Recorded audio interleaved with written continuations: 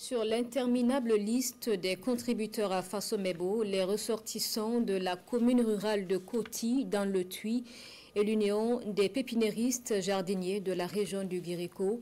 La semaine dernière, ils ont remis du matériel, du ciment, des plantes et une enveloppe financière de 350 000 francs CFA.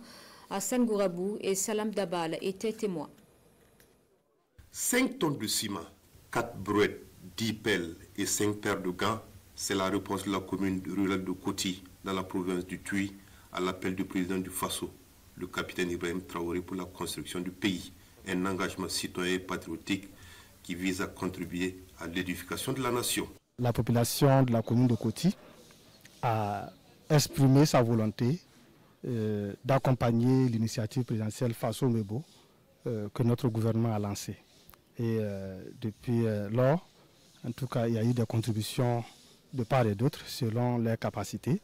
Nous avons pu mobiliser et ce qui nous a permis aujourd'hui d'avoir ce que nous avons envoyé d'ici. Parce que les femmes ne veulent pas aussi rester en marge de cette initiative du gouvernement. Donc nous nous sommes mobilisés vraiment pour apporter notre contribution pour le bien-être du pays.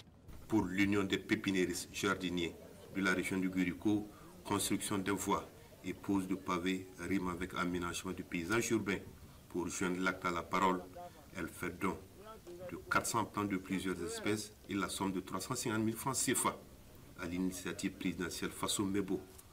Objectif pour cette structure, contribuer à l'embellissement de nos villes. Ce geste, ça signifie beaucoup de choses. Oui, ça signifie que les pépiniéristes aussi ont songé à mettre la main dans la pâte pour aider le président dans son parcours à l'endroit de la population. Si tout le monde pouvait prendre notre exemple, je croyais que ça pourrait s'avancer.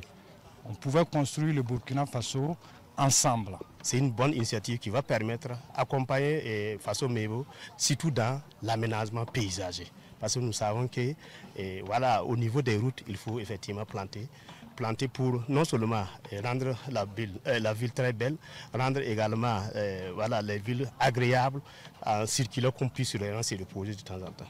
Avant de prendre congé du site de l'initiative présidentielle, les donateurs du jour ont participé aux travaux de chargement et de confection de pavés.